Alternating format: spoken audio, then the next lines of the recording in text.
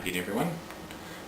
Tonight I'm going to briefly talk about ballast, how to use ballast, when you'd want to use it, how much to put in, where to put it, etc.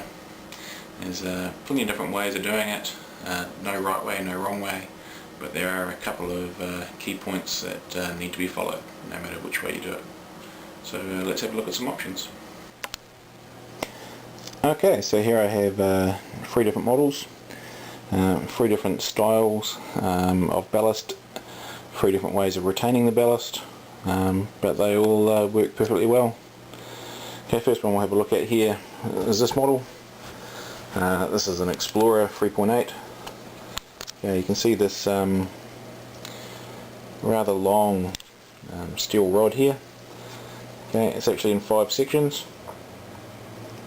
And then it's got a small aluminium fixing on the front here with various sized holes in it.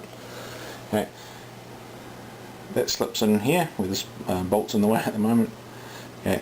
And that slides in down the fuselage, and you can see where that bolt goes through one of those and holds it in place. And you can see how far back it goes. It goes quite a long way back, and that's the centre of gravity, which is about here. Is in line with where the centre of gravity is on the wing. Okay, and you can see that it's going to be just at the front of that connector. And you can see from the tow hook that it's about spot on. So there's scope there for a bit of fine adjustment.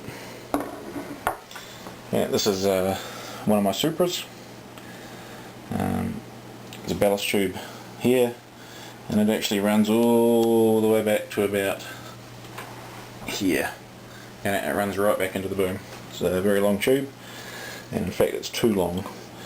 I've currently got about 100mm of foam compacted in the far end of the tube, because that last 100mm of the tube really doesn't need to be there. The centre of gravity is just too far back if you fill the whole tube. So for this model, what we have here, I've got 16 of these little slugs. It's a brass tube filled with lead. Okay, 16 of them slide in, and then there's a spring that goes in the front to hold them in place, and you can see there's just a carbon pin that goes through the end of the tube. Okay, and that pin is retained by the nose cone when it's on. Quite a simple system, nothing to it really, it's just a matter of getting the balance point right. Over here, this is a Crossfire F3B model. It's been designed, you can see there's a square tube just behind the joiner, and it's just been designed to take these solid brass square section. Okay, you can fit 5 in each wing, and they're pretty hefty. They weigh around 80 odd grams each, so yeah, it's a reasonable amount of weight. It's quite a small wing, this model. Okay, and just above it there you'll see I just got a couple of blocks of wood, and they're spacers. Okay, you don't want the loose ballast blocks sliding from side to side, so you always have a spacer to fill up any empty space. So if I only had 2 in for a particular flight, obviously fill up the empty space with the wooden blocks, keeping the weight as close into the fuselage as I can. Okay, and obviously, well, there's 2 key things that you must do with any ballast arrangement. Okay, the first is obviously the centre of gravity. Okay, make your adjustments, figure it out, use a balancing machine, get it right. The centre of gravity must not change appreciably when you've got ballast in. Okay, you maybe want to have it come forward a bit, after a bit, but you're only talking very slight, and I tend to set mine up so that there's no CG change with ballast, and that way my model handles the same. The other thing is that no matter which system you do, whether you've got a nice big bolt in the way, a little carbon pin, or in this case you've actually got the fuselage in the way, you must retain that ballast strongly. Okay, last thing you want on a hard landing is for that ballast to break through the end of the tube, shatter that pin, come forward, takes out two very expensive servos and onward into an expensive receiver, and can ruin your day. Same there. Okay, you look down there, that ballast slides forward, it's just going to take out those two servos. Okay. Obviously with ballast on board your model, it's going to fly faster. It's going to come down faster. It doesn't actually change your glide angle, or it shouldn't change your glide angle, or your trim should remain the same. Okay, but you've got a model and it's gliding at this angle at this speed. It's now going to be gliding at that same angle but at that speed, therefore it's going to come down faster. That's just the way it is. Okay, how much to use? It depends, is really the honest answer. It depends on the condition, on the wind, on the lift. You may want to use ballast on a windy day when there's a lot of lift around, purely so that you can travel to the lift that you know may be a long distance away. And we used that in the afternoons in Turkey a couple of years ago. It was generally calm mornings, windy afternoons, and I would be adding around 250 grams to my Supras to give me the ability to head off downwind after a thermal and still make it back to the field.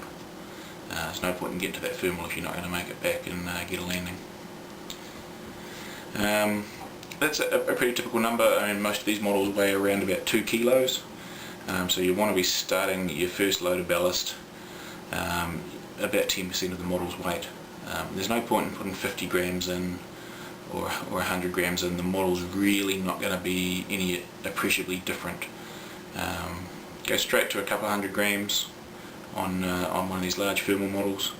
Obviously on something like a hand launch, I've got a ballast system for my hand launch. The model weighs just a little under 300 grams, and I've got 4 slugs of ballast that weigh around 30 grams each that I can put in. So obviously I can add another 120, which is a significant amount of weight to quite a small model.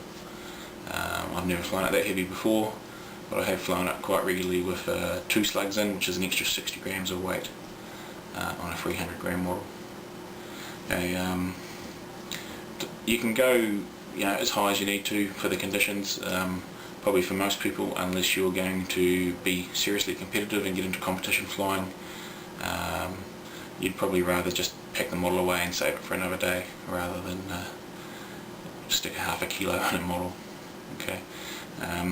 Most of these models are capable of, with a full ballast tube, of approximately an extra kilo on a model that originally started weighing 2 kilos. So it's a near 50% possibility for extra weight. So fairly significant, and it comes with issues like launching and your launch lines, even just getting the model released from the hand or throwing it. Just makes things a whole lot harder, so we don't do it unless we really have to. Anyway, I hope that gives you a few pointers if you're looking for a ballast system for your own model. There's plenty out there. Like I've just shown you, there's 3 different options: the wings, there's slugs, or what's essentially a solid rod. There's plenty of ways of doing it, and being modelers, you sometimes have to come up with something creative, but you've got to remember, you must keep your centre of gravity the same, and it must be secure. You don't want that thing sliding around. The last thing you want would be one of those slugs weighing 30 grams running down to your end of your tail boom on a launch. It's going to really ruin your day and be quite an expensive wee whoops.